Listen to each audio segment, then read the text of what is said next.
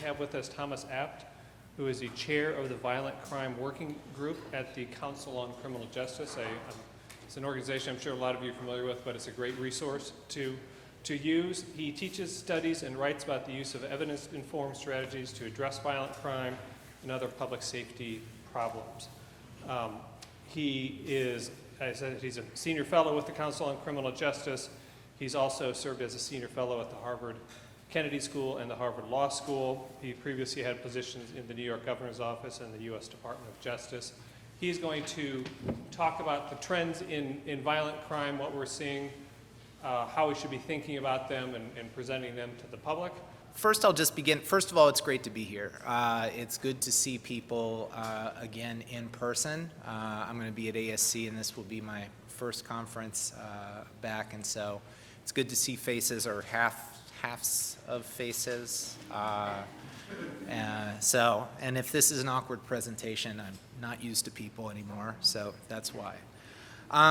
So before I begin, just a bit about the council. The council was launched in July 2019. It's an invitational membership. It's also a think tank, and our goal is to serve as sort of a center of gravity for policy and leadership in this space, really to sort of fill the vacuum of what we believe is sort of the sensible, fact-based, evidence-based center that is currently missing from too much of today's criminal justice conversation.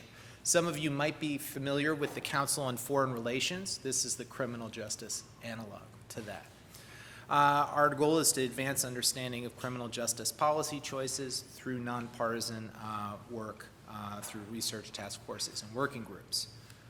Specifically to working groups, I chair the Violent Crime Working Group that we launched in July of 2021. The working group is not a reimagining exercise. It is not a re-envisioning long-term abstract restructuring of the criminal justice system. We are trying to save lives by stopping violence right now. We have a diverse range of members. We have members who come from the social work and juvenile justice field. We have members from advocacy. We have members from law enforcement and academia. We also have formerly incarcerated members as well, formerly gang affiliated as well. So it's a very diverse group, all of whom have one thing in common, which is they share an urgency about this issue of rising violent crime, in particular community gun violence. We meet on a rolling basis. After each meeting, we summarize our meetings, our findings in a sort of very simple what we know, what to do, where to go format, which you'll see summarized in the rest of the presentation. And we also do webinars, reports, et cetera, et cetera. So let's just start with where we're at. Last year, homicides rose 29% compared to the year before, and violent crime rose by 5.6%. This year, the council and the working group are tracking on a quarterly basis the crime trends. And for the first 9 months of 2021, homicides rose 4% compared to 2020. Aggravated and gun assaults rose 3% and 0.4% respectively. Property and drug crimes this year and last year are down, not up. So how should we talk about these numbers? I think it's essential to put them in context and to sort of balance contrasting facts. In terms of 2021, there's a good news, bad news. The good news is that the rate of increase in terms of homicides and violence is slowing. Quarter to quarter, the rate is slowing down. The bad news is that it's still rising. And I think if you selectively report one or the other, you miss that context. Similarly, if you look at 2020, a 29% increase in homicide is absolutely unprecedented since the birth of modern crime statistics more than 50 years ago. However, that's a rate of increase. That's not an absolute rate. And in fact, in terms of absolute rates, we're at roughly half or maybe 2/3 of where we were at our highest points in the late 80s and early 90s. And so in both cases, you need to I think, present both sides. And finally, despite the rhetoric on all sides, there is no crime wave currently gripping the United States because property and drug crime are down, but there is a wave of violence driven by community gun violence that needs to be taken extremely seriously. So what's behind these trends? What do we know? We know that violent crime has increased in most U.S. cities, but not in other countries. So what's happening is a national level effect. And so there's a few sort of national level factors that should be considered. Obviously, the pandemic is one, social unrest is another, rates of gun ownership or gun purchases is another, and I'll go through all of these. But it's also interesting to note that other nations, particularly other wealthy nations, are not experiencing this dramatic increase in violent crime. It's a U.S. phenomenon. So what we know is that the homicide increase is driven by community gun violence, which is perennially the largest component, maybe more than 50, 60, 70% of your homicide problem. And when we say community gun violence, we're talking about violence that's committed in community settings involving firearms. Some people call it urban violence, some people call it street violence, some people call it gang, gun, youth violence. All of these things reflect different aspects of the problem. These increases in gun violence are occurring in the same places where this violence was already present. It's not a new phenomenon. It's an old phenomenon that's getting significantly worse. There's little evidence that despite some fear-mongering, that this violence is spreading to all kinds of unusual populations or places. There's multiple factors that explain this uptick in community gun violence. There's no single explanation, and actually, based upon the sort of current data and our best science, it's really impossible to tell which factor mattered most or how these factors are interacting. I can tell you that the best criminologists in the world are still unable to confidently explain why crime declined so precipitously beginning in 1991 through the late 2010s. So if we can't figure that out, you can imagine how hard it is to figure these things out in more or less real time. Crime trends work because there's so many different interacting factors. It's just an extremely complicated business, and it's hard to make confident conclusions.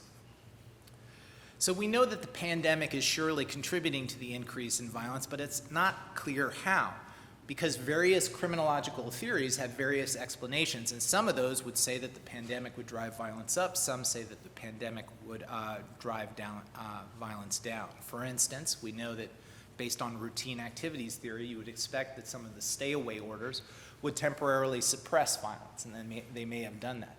But on the other hand, the strain theory, which is that when people are put under strain, they make poor decisions. That often leads to more crime and violence. That would suggest that you're going to see violent crime increase. But I think rather than that abstract conversation, I think the best thing to do is to look at this through the lens of the people who are most impacted.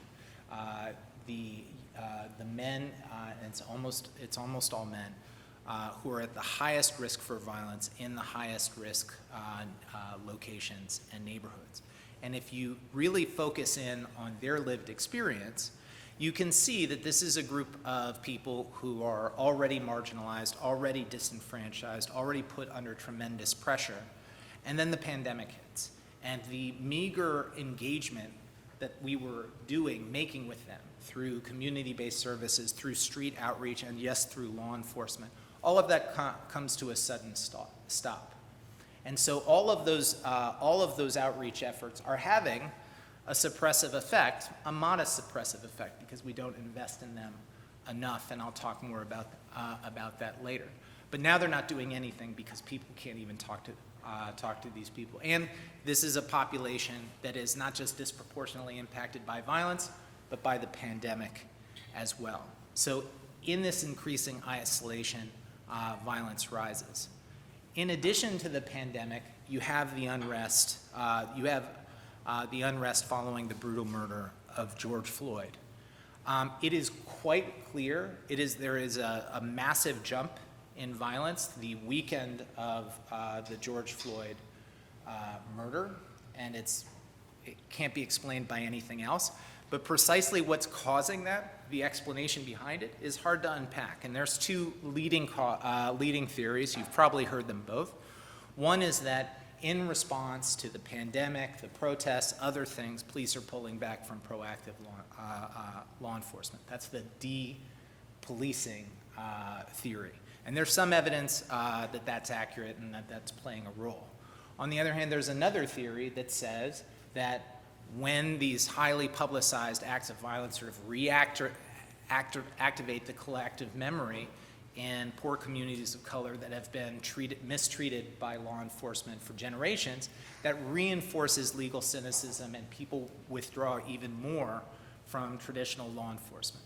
And when they withdraw from traditional law enforcement, that means less cooperation, less information, and less ability to do perhaps the oldest function of law enforcement, which is the nonviolent resolution of disputes. So, if you're in one of these neighborhoods and you're one of these people and you're experiencing all these things, you're even less likely, if someone beats up your cousin, to call the police. You're more likely now to call your boys. And then a beating leads to a shooting leads to a killing, and this retaliatory nature cycle of violence has begun. Firearm purchases rose dramatically during the pandemic, but the impact of those legal firearm purchases is questionable. There's been some great research done out of UC Davis by Garen Winton and others who are leading public health researchers in this area, and they can't find a strong association between these legal purchases and recent increases in gun violence. Why is that?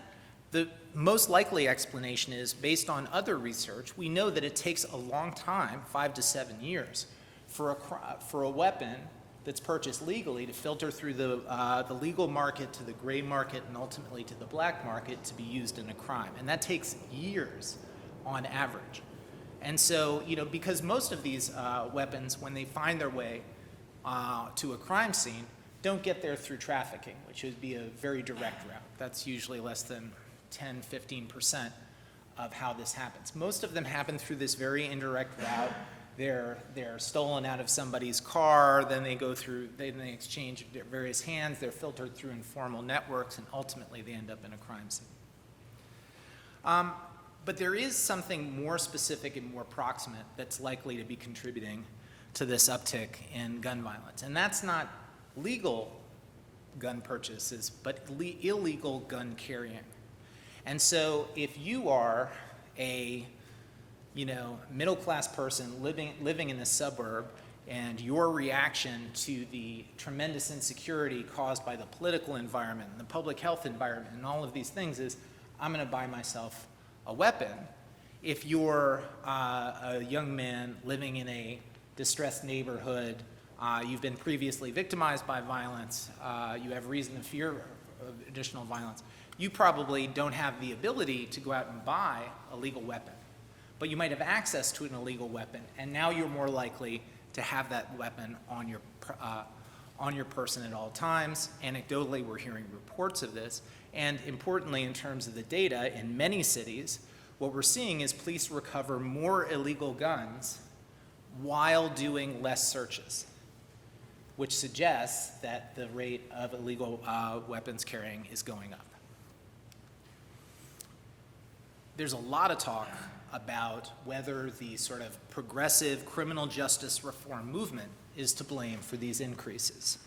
And there's really not a lot of specific concrete evidence here. And the reason is pretty simple. First of all, in terms of the pandemic, most of the releases, there was this, jail populations fell by approximately a third around the United States with the advent of the pandemic. And prison populations slowly decreased by maybe 5 to 10%, not nearly as significantly. But particularly with the jail populations, all of that happened at the beginning of the pandemic, well before we saw these significant upticks in violence over the summer. And then there's, and the evidence that we have, some of it sponsored by the council, by the National Commission on COVID-19 and Criminal Justice, which I directed, suggests that actually the rebooking rates, meaning basically the recidivism rates or rearrest rates for these individuals is actually lower than the people who were arrested before the pandemic. So there's not a lot of evidence that it's the releases that are doing this. There's also not a lot of evidence that it's specific progressive reforms, meaning defunding, changes to bail process, or other things. And it's just a very simple analysis here. Crime is going up everywhere. The progressive reforms are in a few isolated places. So if it was progressive reforms, these specific bail reform or this thing or that thing, specific city council measure, we would expect to see that in a city-to-city variation, but that's not what we're seeing. We're seeing violence going up everywhere, although different places it's more or less. So if community gun violence is driving the increase in violent crime generally, and in homicide and homicide in particular, then that's where we need to focus our attention and resources. And in fact, that's what the Violent Crime Working Group has done. And there's good news here, which is that the phenomenon of community gun violence is very well studied and pretty well understood. And there's a fair amount of evidence about what works and what doesn't. And so the group really set about sort of wrapping its arms around this evidence and trying to explain it in a pretty concise, straightforward way that a deputy mayor could immediately access, or a legislative aide or someone else could pick it up and use it. Again, we're focused here on the immediate sort of responses to violent crime and community gun violence. So we didn't focus a lot on legislation. We didn't focus a lot on root causes or any of those other things because they're not something that's immediately in the toolbox. The idea was, with the pieces on the board right now, what can you do? So I think one of the central challenges here is that many people don't really properly understand the problem of community violence. Some focus on the wrong things. Many people believe that community gun violence is driven by teenagers. It's not. It's driven by men in their 20s and 30s. And some people focus on, all guns when it's illegal guns that are driving it, or these other various things. But a big problem is that many people don't focus at all, and they don't recognize that this is a highly concentrated phenomenon. And the name of the game in this space is to target those concentrations and to address them. Also, I've been doing this for a while, and I've been to city to city to city, all across the country. And in every city, everyone thinks they're special. Everyone thinks they're unique. You don't know what it's like here in Baltimore. You don't know what it's like here in St. Louis, et cetera, et cetera, et cetera. And of course, there are local variations. But this phenomenon of young men without a lot of options, without a lot of hope, getting involved in these disputes and conflicts without a lot of good reason is a very consistent phenomenon, place to place to place. And so it is actually looking very similar. The area where there's enormous diversity is not on the problem side. The problem looks incredibly similar. It's on the solution side. It's what's the city council like? What's the mayor like? What's the local politics like? That is endlessly complicated. But the problem looks quite similar place to place. I think that these misunderstandings and this sort of inability to understand how small this problem is rather than how large it is probably the central obstacle to actually getting our arms around this and addressing it. And one of the problems is that it takes time to explain, so it's not a sound bite, so that's a challenge. But the other thing that's a challenge is frankly the politics.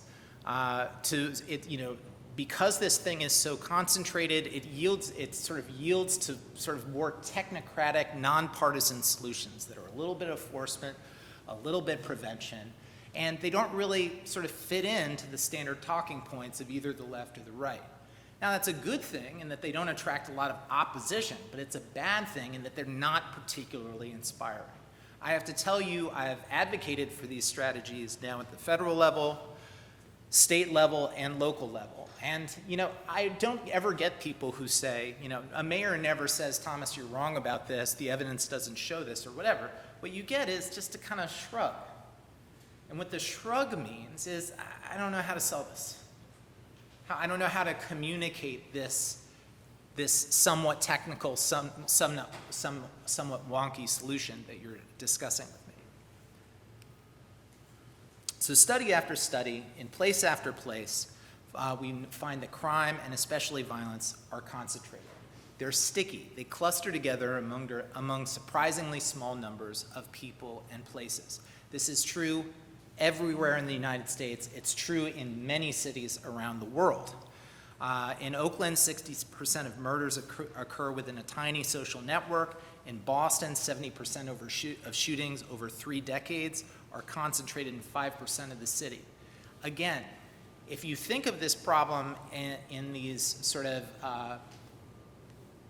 as a hyper-complicated, hyper-persistent, complex social phenomenon that's made up of these interacting effects of structural and root causes, this problem can seem intractable and impossible. But if you break it down and you say, in Boston, where I live, the Boston Regional Intelligence Center, the BRIC, has identified that there's about 350 people who are driving this problem, and there's about 75 or 80 hotspots or micro-locations where this is happening. So what are we going to do with these 350 people, and what are we going to do in these 75 or 80 places? And all of a sudden, this complicated problem starts feeling a little more solvable, a little more actionable.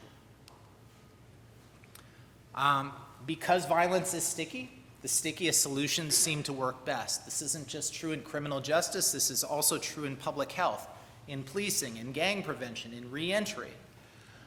Focusing on the highest risk people and places seems to be the most effective way to address these issues, at least in the short run. And I have to tell you, at this point, the evidence in this space is so overwhelming that ultimately, if you are not focused on high-risk people and places, your response to community gun violence is fundamentally non-serious. There shouldn't be any more debate about this. If you want to have a short-term impact on this problem, you have to go where the violence is. Now, being focused doesn't mean only using law enforcement approaches. I think that's a common misperception. Just because we're getting focused doesn't mean that we're getting focused and only engaging with law enforcement. There are lots of community-based approaches that are similarly targeted and similarly focused. So this doesn't mean we're just going with a tough-on-crime solution. It also doesn't mean ignoring early prevention, some of which, like nurse-family partnerships and early parent training, are very powerful interventions over the long run. We should be doing those in addition. And of course, I'm a committed progressive. I don't know what any of you are, but if you're committed to addressing social injustice, eradicating poverty, addressing inequality, and all of these things, we need to be doing those things too. But those are not short-term solutions. That's not going to stop the bodies this week, this month, this year. And that's what we need right now because we have this historic increase. So our group looked at this, and based on our training experience, based on the evidence we reviewed, we really came to this conclusion that every serious effort to address community gun violence has to begin with a rigorous problem analysis. And that problem analysis is not some abstract discussion where you find out, surprise, surprise, violence is concentrated among poor people in poor places, and it's correlated with all of these various factors of disadvantage. We should already know that by now. What it is a very specific analysis that says, in your city, there's X number of people in Y number of places who are generating Z level of the violence. And so I'll give you an example. When I was Deputy Secretary for Public Safety in New York, the most violent place in New York was not New York City or some neighborhood in New York City. It was Newburgh, a sort of sleepy town and about 45 minutes out and it was incredibly violent. But it was a relatively small town, 75,000 people, something like that. And I remember when we started this program called GIVE, Gun Involved Violence Elimination, where we were providing resources to the local law enforcement to address this, we talked about this phenomenon of concentration. We said, we need to identify who's driving the violence. And I made very clear, I said, look, when you do this analysis, if this analysis produces a list of names that I cannot memorize, then it's not a good analysis and we're going to need to start over. That's how specific this needs to be. That's how concrete it needs to be. And the effectiveness of these interventions depends on their focus. Because otherwise, as you'll see later, we get into the mistakes of the past where we do these massive net widening exercises that are not effective and not just. Let's see. So every organization needs to do these things, but the rub here is that unfortunately, there's not that many organizations that are capable of doing them. The National Network of Safe Communities can do it. The California Partnership on Safe Communities can do it. A few other places. But one of the challenges is in this anti-violence space, some of you may know that Biden has put into the reconciliation bill a massive increase in community violence intervention, $5 billion, an unprecedented amount of money. For those of us in the violence field, this is like a dog chasing after a bus and the bus suddenly stops. And one of the challenges is going to be, thank God we may soon have the resources to address this. But even with all the money, we do not yet have the capacity to scale up. Every city needs these problem assessments. We can probably do 5 at a time, 6 at a time right now. There's going to be similar themes throughout this. I want to talk now about the community-based strategies that can reduce violence. These are strategies that don't depend on law enforcement to reduce crime and victimization. Some of you may have heard of CBT. It's been sort of made famous by Becoming a Man here in Chicago, also by Ready Chicago. Another well-known program is ROCA in Boston and Baltimore. And CBT teaches people to manage emotions, address conflicts, and think before acting. It's quite basic. It's usually conducted in a group setting, and it helps, and it's used for lots of things. It's used to treat depression, to treat addiction, and all of these other things. But only recently has been used to address criminal delinquency and criminality, and in particular with high risk, potentially of violent offenders. But it's quite successful. It's supported by a strong base of evidence that includes multiple studies with randomized controlled trials, which is the most rigorous form of evaluation. And again here, there's a good news, bad news story. The good news is that these programs work, and it means that people who have lived through hell and back, who are highly traumatized, who are hypervigilant, who have been deeply involved in crime and violence for most of their lives, can turn their lives around in their teens, in their 20s, in their 30s with this. But the problem is that this CBT needs to be customized to them. And there's only a few providers who really do this in a high quality way right now. I mentioned some of them already. So scaling these solutions up is going to be difficult. Many of you have heard of street outreach, popularized by Cure Violence. These programs recruit frontline workers, often with lived experience, often former offenders themselves, who go out often to their old neighborhoods to mediate disputes and interrupt conflicts before they turn violent.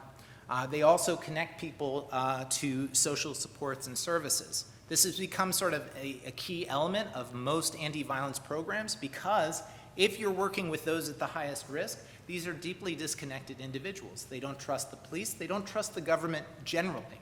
And so they often need some kind of intermediary to go between, and not just between them and the police, but between them and their family services worker or their social worker or all of those things. And so this is often something that we see. But here I'm talking specifically about street outreach to address, to mediate conflicts. And here, the evidence is promising but mixed. This strategy has worked in Chicago, New York City, LA, and Philadelphia. But in Baltimore and Pittsburgh, it didn't just not work, it actually increased violence. And so the key here is that really implementation matters. When street outreach is done right, it can be quite powerful. But when it's implemented poorly, it can backfire. You know, when I came to New York to serve under Governor Cuomo, we had a statewide street outreach program. And the program was performing pretty poorly. Basically what we were doing is we were just, getting people who used to be involved in crime and violence recently out from prison, and we were saying, go back to your old neighborhood without much training, without much support, without much guidance, and saying, fix it. And what a surprise, could not be done. And so what we did is slowly, we revitalized that program. We brought in outside experts. We created more training structures. We created more infrastructure around it. And we took a more affirmative hand on creating a positive relationship, although an arm's length relationship, between the street outreach workers and law enforcement. And now, SNUG, which is just guns spelled backwards, is actually a successful street outreach program and is doing good work. Hospital-based violence intervention programs, take advantage of this teachable moment when someone has been violently injured, and they have this pause, this enforced pause, and they try to talk to someone in this moment, and leverage the goodwill that we reserve for caregivers. And this is a chance to, talk someone out of retaliation. It's a chance to provide much needed services, not just for their physical injury, but for their mental and emotional injuries, and address all other kinds of supports. Now, the evidence for these programs is promising, but more research is needed. There's only a few examples of programs that have been really evaluated well and have shown strong results. And really, these programs are all over the map. Some are, quite minimal, bare bones programs. Some are quite robust, and some are really capable of working with not just the sort of, quote, innocent victim, but the active participant.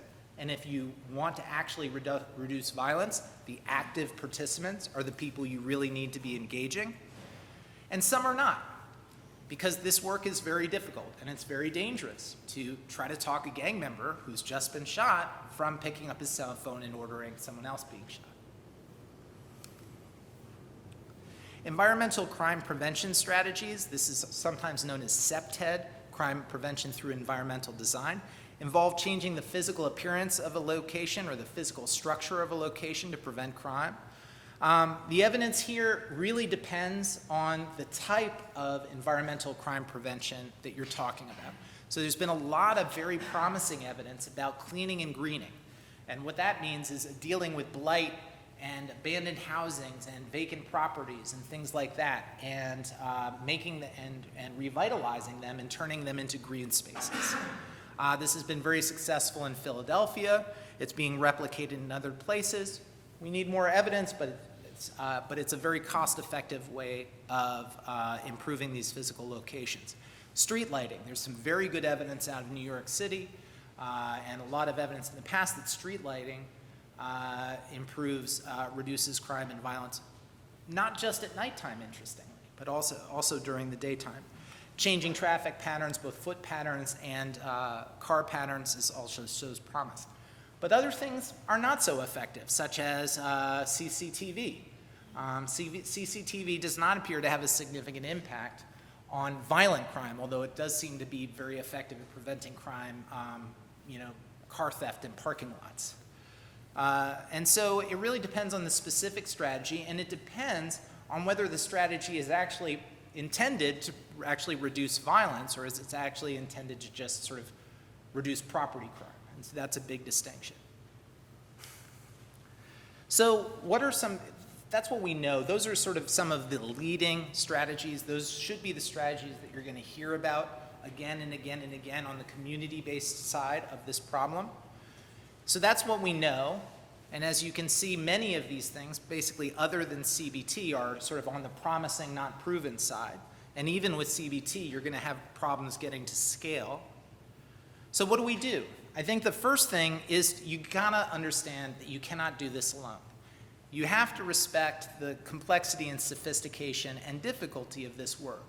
And so one of the mistakes that I see cities do again and again and again is they say, oh, we're gonna start up our own CBT program, but we're not gonna engage anyone who's ever done this type of work for this population. We're just gonna, we know how to do this. And again, that's a quick way to fail. You have to focus on the highest risk people and places. There's a temptation always to work with the medium to lower risk people. They're going to be more responsive. They're going to be easier to work with. They're not going to they're not going to curse you out and walk off your program every other time. But those are not the people who are likely to pick up a gun. This work is extremely hard. For years, street outreach workers have done this work, this dangerous work, this re-triggering work, without very much support, without health benefits, without any sort of viable career path, and that really needs to change if this is going to be sustainable. We can't ask people to do this work indefinitely, and we have to understand that it's risky, dangerous work, and that people need to be properly supported. And there has to be a path for people to do this work and actually support a family. And so that infrastructure for this work needs to be built up. And I'm hopeful that if this reconciliation bill passes, we will get started with that in earnest. I think it's important not to oversell this stuff.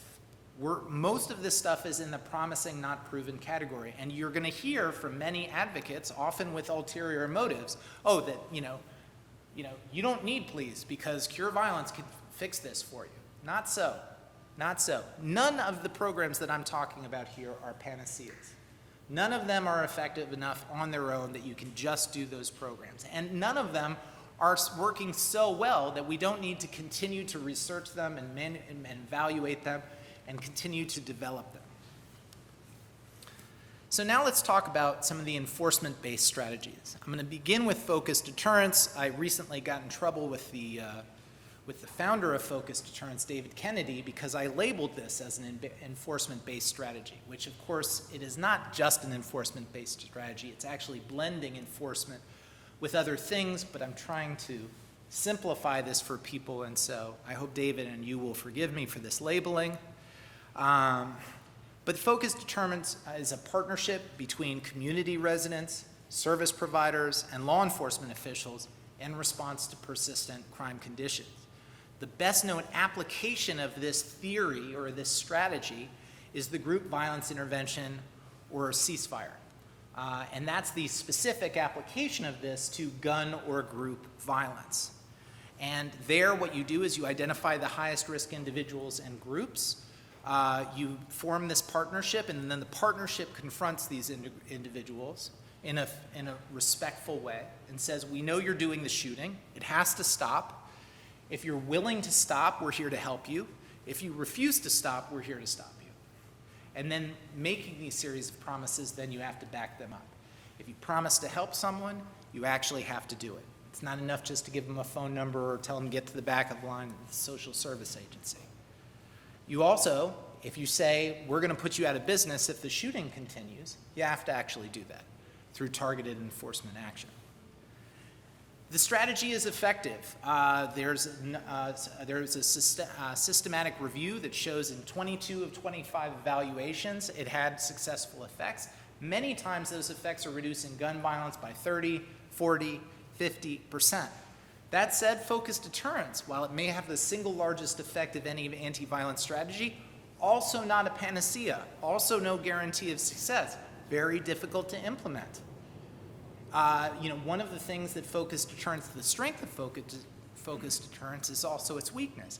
It has all these partnerships. The police and the prosecutors have to get along on a joint law enforcement strategy. They have to agree with the residents on how to do this. They have to coordinate with the service providers.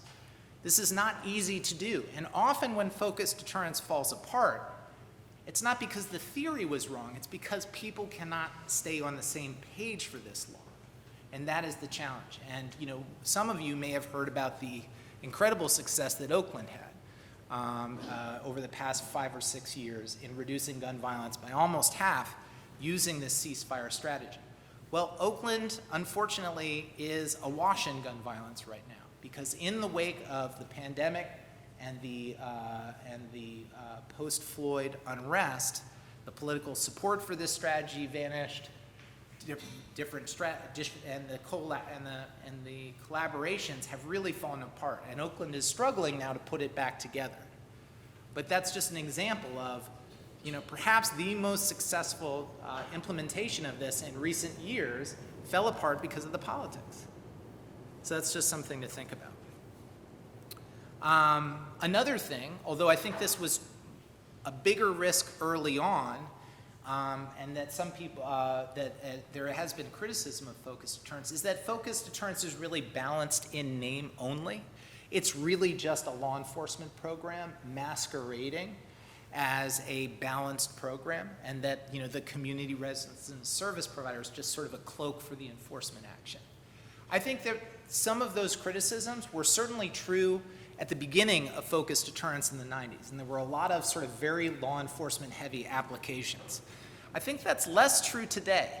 I think that the strategy has evolved, and I think also the fidelity to the actual strategy has improved. And so people really understand that this has to be a balanced approach. There has to be carrots and there has to be sticks, and both have to be sincere. And so while I understand this criticism, I think it's less and less of a valid criticism of this strategy. Proactive policing. This refers to policing that's designed to prevent crime, not react to crime. And the most famous examples are hotspots policing, problem-oriented policing, stop and frisk, all of these various things. There's a wide body of evidence that supports these various proactive policing strategies. The Campbell Collaboration has looked at it and found them effective. The National Academy of Sciences has looked at this and found it effective. It should be beyond dispute at this point that these forms of policing can actually reduce crime and violence. However, they're obviously subject to misuse and even abuse. New York City's stop and frisk experience is the sort of poster child for what can happen. But there's many different examples of this in Baltimore and elsewhere of places that are doing these approaches in an overbroad and indiscriminate manner that is A, less effective in actually reducing crime, and B, creates enormous collateral consequences and community resistance. For some people, that's enough to say no more of this. We're not going to use this anymore. But research indicates that, I'm sorry, wait a second. Have I been talking on the wrong slide this whole time? Oh my God, that was terrifying. Okay. This is where we have been, right? Oh boy. So I think that the key thing, and that one of the things that in particular our law enforcement members talked about in the Violent Crime Working Group is the importance of strong oversight and management of these strategies. It's incredibly important to manage these effectively and send the right messages to your rank and file about how to do these things. And for them to be effective, they really need to be narrowly targeted, not just to hotspots, but to the highest risk individuals in those hotspots. And what we find is when these programs are narrowly tailored and carefully managed and they have good oversight, they not only are effective in reducing crime and violence, but they're welcomed by the community. I think one thing that if you've actually worked, hand in glove with community residents who are in these areas, one of the things you understand is that they are far more realistic and pragmatic than the advocates who claim to represent them. They want relief. They want practical solutions. And it's not an ideological, abstract conversation for them. And so, are they intensely frustrated with the police? Yes, they are. Do they want the police out of their communities? No, they do not. They want all of these things. They want more jobs. They want more education. They want more police. But what you see the political environment doing is listening selectively. If you're conservative, you're like, oh, I heard more law enforcement, so that's how I'm gonna respond. Or if you're progressive, you say, oh, they said they need more services and all of these other things. But the actual community members are wiser and more pragmatic than that. How am I doing on time? If we're able to move to questions within 5 minutes.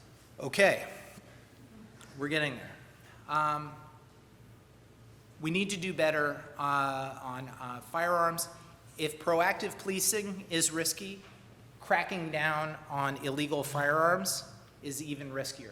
It can be effective, but not only are these gun-carrying crackdowns associated with some of the sort of abuses of the past, but they also can be magnets for scandals.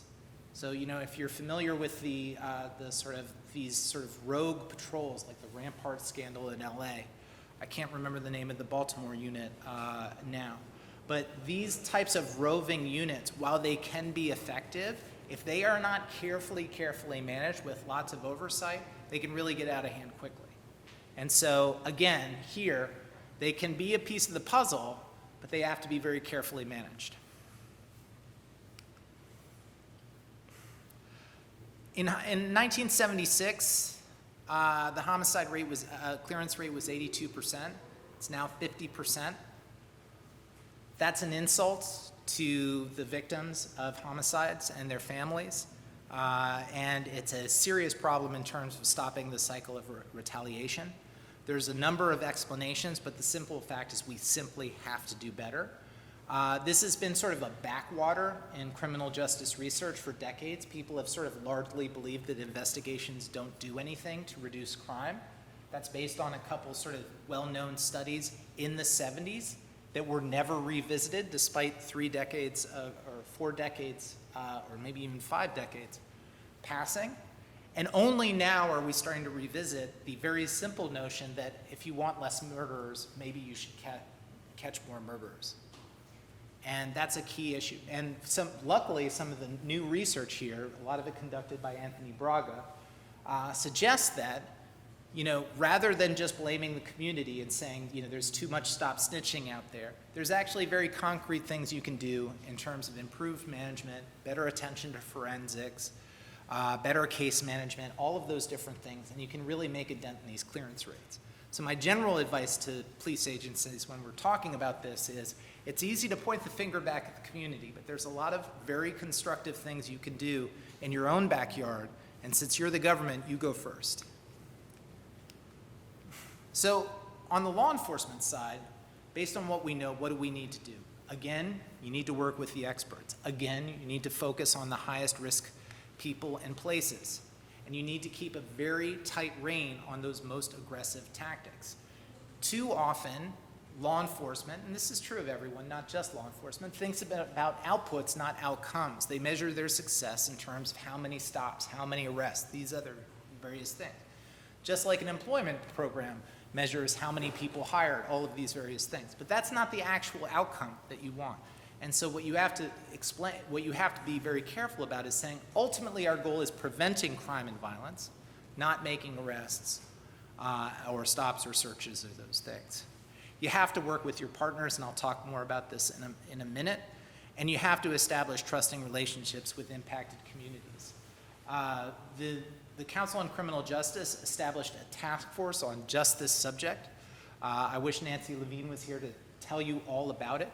But the short answer with improving community trust is there's no one way to do it. You have to do a lot of different things all at the same time, and a lot of it is more perspiration than inspiration.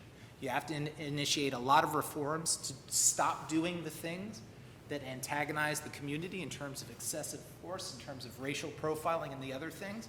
But then you have to proactively engage the community in conversations about what you should be doing and what they want you to do. This is hard work, but it's got to be done.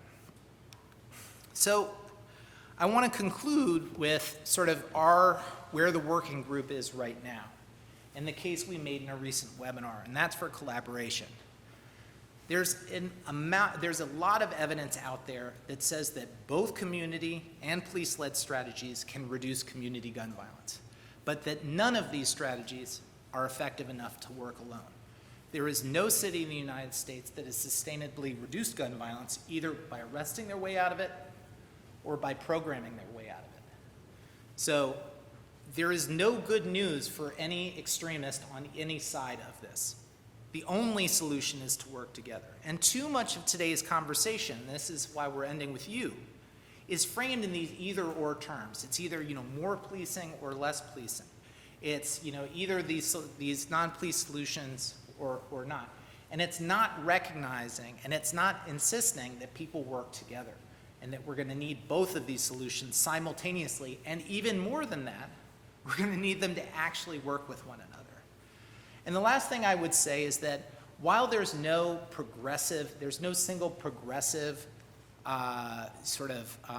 policy that is, contributing to the violent crime situation right now, there is a narrative about criminal justice in the United States that I think is being accepted too uncritically. And if we portray our criminal justice system as irredeemably racist, as only worthy of abolition, then that's what people are going to want. And that's not a good atmosphere for policy. And I think that we owe it to the public to, while we hold our lawmakers, our policymakers, and everyone else fully accountable, and while we push for reform, we also have to explain these things in a way that actually supports that and doesn't lead people to say, let's just throw it out entirely. I wish I had said that more articulately, but maybe I can do so in the Q&A. Thank you. Hi, I'm Sanjana. I'm with HuffPost. I'm gonna maybe push back on Chris and do like 1.5 questions, just because they're very pressing. So the big thing I wanted to ask is that I know you had said that, earlier you had said this, and I'm guessing you're citing evidence from someone that we have already heard from the past couple days that says evidence suggests that an increase in crime is suggested to be from depolicing and delegitimizing as playing a role. You have already talked about clearance rates. I wanted to ask how the evidence can suggest that, if, does it factor in the evidence that police historically don't prevent or solve many crimes in the first place? For every 100 arrests, about 5 are for violent offenses. I know Chicago, the clearance rate is less than 30%. So I also know homicides and aggravated assaults increased in 2020. Violent crime actually dropped slightly. So we learned this yesterday. So I am citing other researchers. And I wanted to know, I guess, how your take on that, if evidence does suggest both depolicing and delegitimizing when there wasn't much difference in the policing level in the first place. I disagree with the question. I'll do my best. Well, it's fact-based, so. Well, that's an assertion, and now we should have a friendly debate about your facts versus my facts, and then we'll let the marketplace of ideas decide. So I think the first thing, the idea that violent crime is going up, is not going up. The FBI statistics were released in September. They showed this 5% increase. You could probably juke the numbers any way you want to if you include different definitions of violent crime to conclude that, by another definition, violent crime is actually down. Maybe if you exclude certain things. The fact of the matter is that the most important, most salient, most devastating aspect of violent crime, homicide, is indisputably up by history. Which I said, yeah. Okay. So now the next thing is,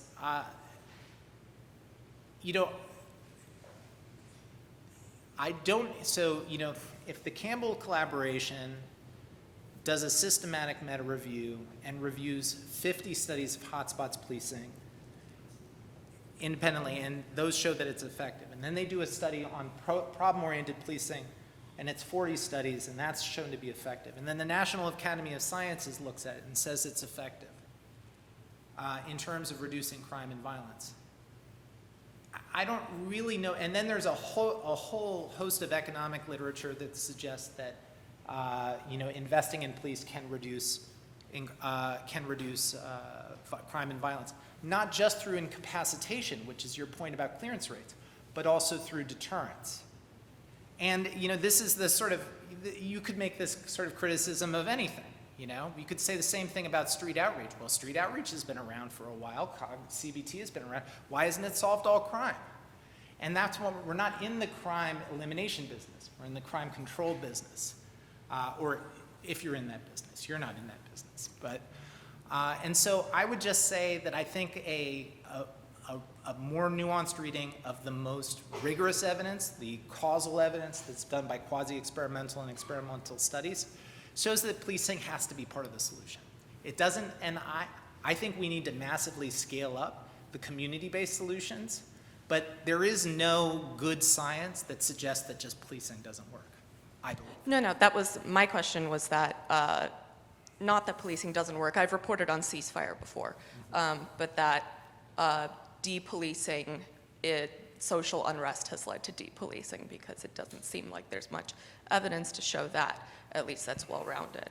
My second question is that I know you had specifically talked about firearm purchases and how the recent purchases are not necessarily associated with increases in gun violence in the near term.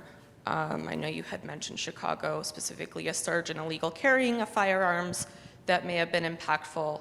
I guess, is the solution to this much more meta than just arrests and community-based stuff? I know Chicago itself gets their guns from every other state except here. So is really the big systemic solution here to make sure neighboring states' gun laws are in line with the city that the nation loves to kind of stigmatize? Thank you, Sujana, for that question. That is a really important question, and you've identified a key oversight. So the Violent Crime Working Group is focused on these solutions that are within the reach of local policymakers. There are massive supply-side issues with guns in America. And so, all of the common sense things that are being discussed in order to restrict the flow of firearms only to those who are legal purchasers, all of those things need to be done. In particular, I just want to put a plug in for permit-to-purchase laws that have been studied by one of our Violent Crime Working Group members, Daniel Webster, extensively. Requiring a permit to own and carry a handgun is an incredibly powerful way to reduce not only community gun violence, but suicides, domestic violence, mass shootings, and other things. And so you're absolutely right. Those are just longer term, beyond the scope issues, but they're very important. I'm Maya King with Politico. Thanks for doing this. You may have already answered my question, but I just wanted to make sure. You made a point earlier that the problem with violence is rather homogenous, but the solutions are not necessarily. I was wondering if you could kind of point to key pitfalls that cities might be falling into as it relates to solving this issue of violence, especially post-pandemic, amid kind of our own figuring out of this wave of violence that we're seeing nationwide, and why that is. The first point is that if you don't have an Office of Violence Prevention or a Deputy Mayor for Violence Prevention or an Office of Public Safety in the Mayor's office, then essentially what you're doing is outsourcing this problem to the police department and to the DA's office, and that is only a partial solution. And so the first step that many cities are taking is establishing within the mayor's office an office for these specific issues. And one of the main contributions of these offices is to beef up the non-enforcement side of the equation and to insist that we have a balanced approach. But if the mayor doesn't insist on that, it won't happen. The police and prosecutors are always going to view this as part of their mandate. Schools, transportation, housing, not so much. Step two, once those offices and those positions are established, is how big are they? Is it one person or two people with a meager budget, or is it Los Angeles, $29 million a year, a department of 50 people? That's really, and then you're starting to see the actual infrastructure being given. You know, I am absolutely not in favor of reducing for political reasons the funding of police departments, but we need to massively scale up this other side because there's a massive imbalance right now. I don't believe you do that by reducing police budgets. I'm a progressive. I believe in spending money on everything. I want to spend money. I want to spend money on the other side. Hi, I'm Emily. I'm a reporter based out of New York. I'm curious about your dismissal of the abolition movement. And I don't know that you could stand there and say, I've talked to communities, marginalized communities, and they want more police. I can't speak for those communities either, but I've certainly interviewed many members of communities that are marginalized who are identifying as abolitionists, organizing in an abolitionist space. And I've been bringing up this movement and the defund movement to academics, experts in the course of these few days, and it seems like people are really unwilling to engage with the demands brought forth in the abolition and defund movements. And so my question is, why is there an unwillingness to engage with the question of, is policing inherently racist? And we look at reforms that haven't led us anywhere. We're in the age of George Floyd. And so why aren't we engaging with it more? So to answer this in a sort of, let me at first reaffirm that the reason I'm interested in these things is to improve outcomes for the poor and powerless among us. That's why I do this work. We may have different views about how to get there, but we want the same thing. So I just want to affirm mutual good intentions. So the reason that I don't engage with abolitionism, or I'm critical of abolitionism, is because I think it's dangerous, and I think it's naive, and I think it's going to get a lot of people hurt. And it's very hard to engage with people who are not talking about the scope of reform. They're talking about doing away with something. Now, of course, some abolitionists, when abolition is just a sort of a way of saying we want bold change, okay, let's put that aside. But if you're literally saying no more police, no more prosecutors, no more prisons, I don't think that serves poor people. And we're going to have a fierce disagreement about that. And I think— Are you representative, speaking for poor people? I'm wondering. No, I'm speaking for myself based on the For evidence. yourself. However, I have been doing this work for a long time with impacted communities. I can go anecdote for anecdote with you. I have many friends and colleagues in this, but let's not do that. Let's just refer to the surveys. Let's look at the Building Community Trust Initiative that actually did a survey among people who live in these high crime marginalized neighborhoods. And those people report that they are intensely frustrated with the police, that they don't trust the police, but that they want the police there, and under the right circumstances, they're willing to partner with them. But again, we shouldn't have a conversation that is all about the police. It shouldn't just be about the police. But the police, I think, are part of the solution, and I think it's a very dangerous idea to suggest that they're not. So we'll just have to agree to disagree. Hi, my name is Akayla Lacey. I'm a reporter at The Intercept. So you said earlier that you're not in the business of crime elimination, which I can understand. We can only focus on certain things at one time. But at the same time, you've talked about sort of being supportive of spending the same or more amounts of money on the police. We haven't talked a lot about spending on these communities and the historical sort of disinvestment, like targeted disinvestment in specifically these communities where these the spikes in homicides and gun violence is happening. So I'm wondering if your research doesn't really focus on that, if you could explain why, and if you know of any sort of researchers in your field who are, for instance, studying the effect of the stimulus checks on the rate of crime that we saw last year, or like the effect of cash assistance, or the effect of sort of disinvestment in the public school system in these areas.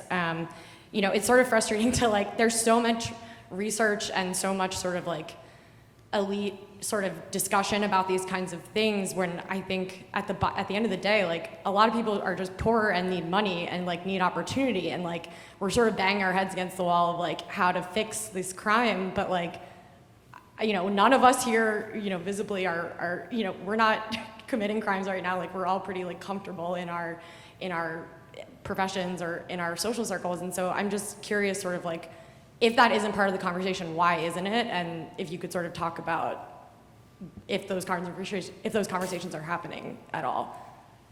First of all, those conversations are happening everywhere all the time, and you know, I'm actually trying to break through to have this other, more short-term conversation.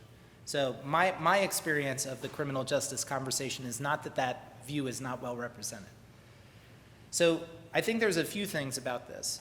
This sort of the idea that if we can just address these root causes of poverty, of inequality, of structural racism, or of these things, that we can simply solve this problem. The first thing is that while there are intense correlations, well, let me step back. In chapter 2 of Bleeding Out, I describe how we got here, and I describe how the nation's pernicious history of racism and persecution created pockets of concentrated poverty that were then enforced by racial segregation, and then people systematically disinvest, and when you put generations of people, no matter what they look like, under that much pressure for that long, things happen.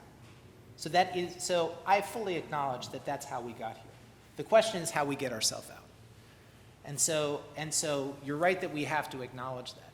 But the scientific explanation here is that while there are these massive correlations between all these structural factors and violence, the causal relationship, the if-then relationship, is much more complicated.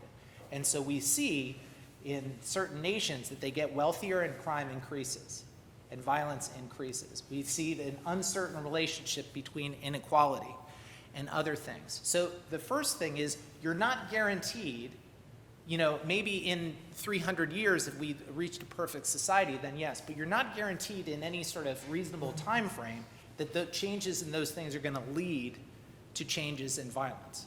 There wasn't a lot of violence during the Great Depression. Violence didn't rise during the Great Recession here in the United States. That's the number one thing. The second thing is that yes, we need to do these things, but people need relief right now. I'm a former prosecutor. I have sat with many victims. I have many friends who have lost family members. I have lost individuals. For those of us who are working in this space, we are haunted by this. You know, we lost thousands of people more last year than we did the year before. And so I'm not suggesting that, you know, we don't do these broader social things, but we have to do something right now to save people's lives. And we got to be able to think about both at the same time. Hi, my name is Tiffany Cusack-Smith. I'm a race and justice reporter for the USA Today Network of New York. Thank you for doing this and taking the time to speak with us. My question is about this high-profile list that you were talking about earlier. And, you know, I would like you to elaborate a little bit more about how this can get out of control and lead to further profiling in communities of a greater number of people, and then kind of lead to the same antagonism that kind of makes communities feel sometimes like minimum risk, you know, low security prisons, and then you get these interactions like George Floyd, and how this also becomes cyclical by searching for a short-term solution that ends up adding to long-term problems that bring us back to the same place. So let me sort of address so how do these things get out of hand? We had a great discussion about this during the violent crime working group. The key thing to understand about law enforcement institutions, in particular police, is that they are bureaucracies like any other institution. And the messages you send to a bureaucracy are very important in how they are interpreted, particularly by the rank and file. And so one of the things that was very interesting in our conversation was, as we were talking about the fact that the single most important proximate cause of gun violence is an illegal weapon being carried in public. So that type of behavior is the most dangerous thing in terms of addressing gun violence. And so, you know, some people in the group were like, we have to crack down on this specific behavior because it's so dangerous to everybody in the community. We had a very prominent police leader say, if you message that the wrong way to police, you're going to get a very unproductive response. Because if you tell police a simplistic, it's particularly rank and file, if you tell police it's all about the guns, then the entire bureaucracy just moves towards recovering as many weapons as possible. And it's not a thoughtful response about which are the guns that are most likely actually going to be used in gun violence. And then you've got an agency that's committed to reducing, to pulling guns off the street, but not necessarily committed to reducing gun violence. And so understanding how to manage these bureaucracies is a tricky business. I don't think, and it is subject to abuse, and we're well aware of those things, but I don't think you, because these things are subject to abuse, that you pull back from them entirely. I'm Kaylee with the Star-Telegram in Texas. And I apologize because I wasn't listening to the end of your answer because I was reading the Atlantic article about you instead. So I apologize if you just answered this, and I feel like we have touched on it.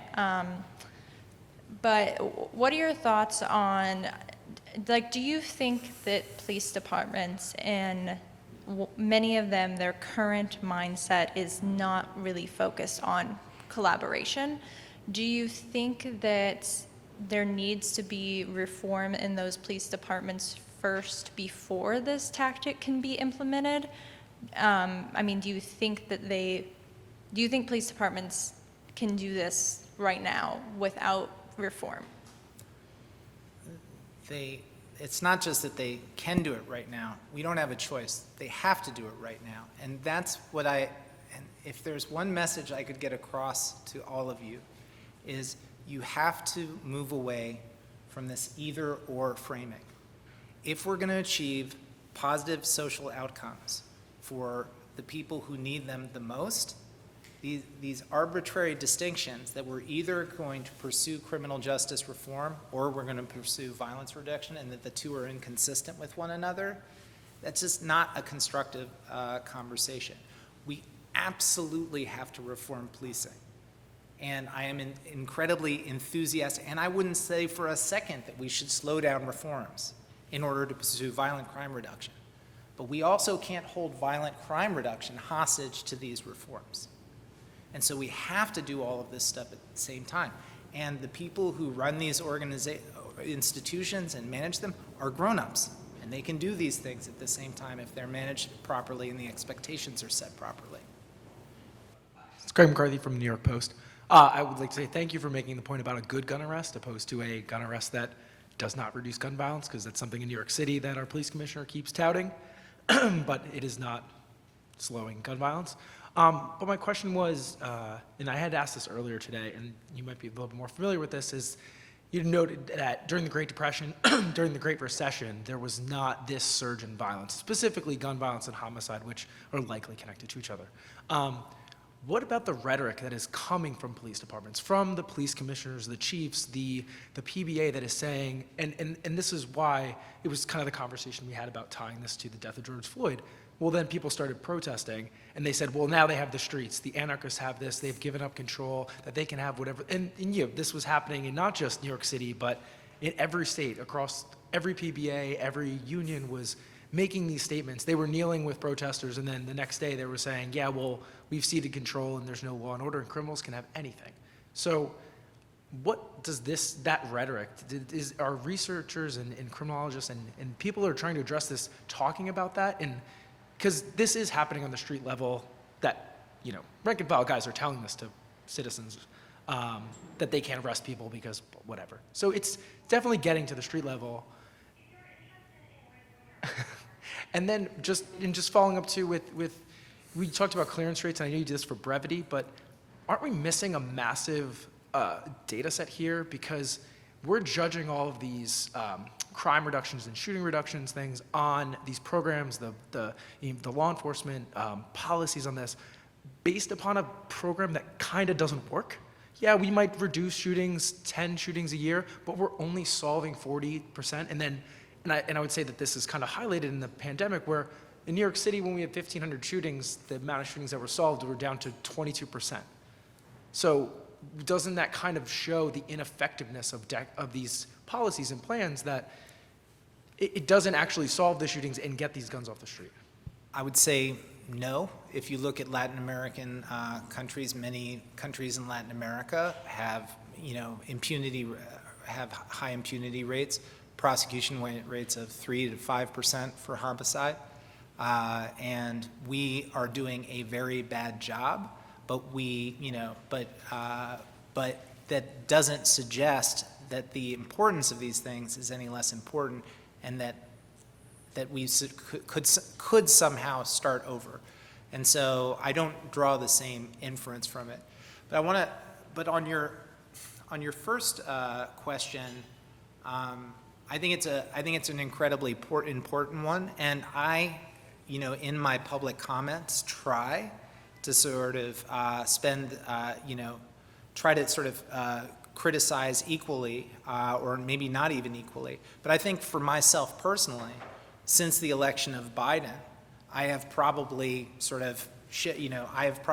unconsciously shifted in some of my focus. But that kind of rhetoric is absolutely toxic. And that kind of oppositional, us versus them, we own the streets, all of these things, it's precisely the kind of mindset and culture that got us here. And that's the culture of officer safety, where officers are trained from their beginning. They are exposed to all of these basically snuff films where they watch their they watch police officers get murdered, and they're told, your number one job is to stay home at night, is to get home at night. Right. When in fact, being a lumberjack is far more dangerous in terms of mortality rates than being a police officer. So we have to push back incredibly hard on that language. And when I'm sort of contrarian by nature, so when I'm in law enforcement audiences, I'm kind of, needling them as opposed, so wherever I am, I'm usually sort of going in the opposite direction. We have to push back incredibly hard on that. I think there's a really important distinction to be made between the leadership in many cities, police leadership, which trends, in my view, surprisingly more progressive than you might expect, and the rank and file and the unions. I think the unions are an incredibly intractable sort of obstacle to progress, and I don't really see, we just have to diminish their power over time. And we have to renegotiate all of these agreements, so I just want to second that kind of mentality and that kind of issue is extremely toxic, and we have to address it. It's very disturbing to me that in addition to all of these things, in a public health emergency, we have many law enforcement officers, correctional officers, and others refusing to get vaccinated. First responders. In my in the National Commission on COVID-19 and Criminal Justice, we went to great lengths to sort of argue that public safety has to be out in front in leading this vaccination fight and getting vaccinated and doing all of these things. And to see people voluntarily not take these things is incredibly disturbing and troubling. So I would just agree with you enthusiastically about that rhetoric.